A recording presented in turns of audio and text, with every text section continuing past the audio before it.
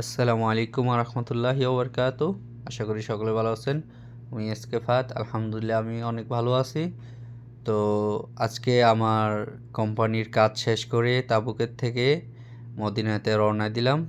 তো চিন্তা করলাম আপনাদের মাঝে এই ভিডিওটা শেয়ার করি। তো মদিনাতে যেতে 7 ঘন্টা রাস্তা।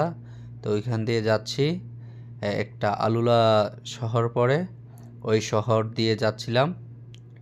তো এরকম দৃশ্য দেখলাম পাথরের। এটার বিষয়ে শুনছিলাম আমি কিছু মানুষের কাছে, কিন্তু প্রায় চোখে দেখতে পারি নাই, কাছের থেকে দেখতে পারি নাই। আজকে দেখতে পেরে অনেক ভালো লাগলো, আর আপনাদের মাঝে শেয়ার করলাম। ভিডিওটি ভালো লাগলে সাবস্ক্রাইব এবং পাশে থাকবেন, কমেন্ট করবেন। এই যে দেখতেছেন কত সুন্দর সুন্দর পাথর, কত ডিজাইন করা, কীরকম করে পাথর। আসলে কিন্তু এগুলা কোনো মানুষ দিয়েও করা হয় নাই বা কোনো মেশিন দিয়েও করা হয় নাই।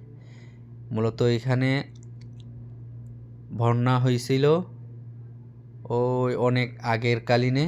এটার কাহিনী আপনারা আশা করি শুনছেন। অনেক বড় বড় কাহিনী, যেটা হলো এখানে গজব নাজির হয়েছিল, বন্যা হয়েছিল, পুরা আলুলা শহর বন্যায় তলে গিয়েছিল, পুরা পাথরের উপরও পানি ছিল। তো পানির ছোতে ছোতে গিয়ে এরকম ডিজাইন পাথর হয়ে গেল, কেটে গেল অনেক।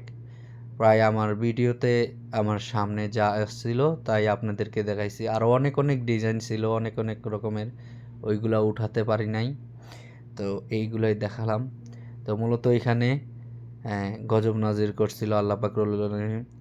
শুনছিলাম যেটা হলো এখানে খ্রিস্টান ইহুদিরা বসবাস করত ওই আগের কালীনে।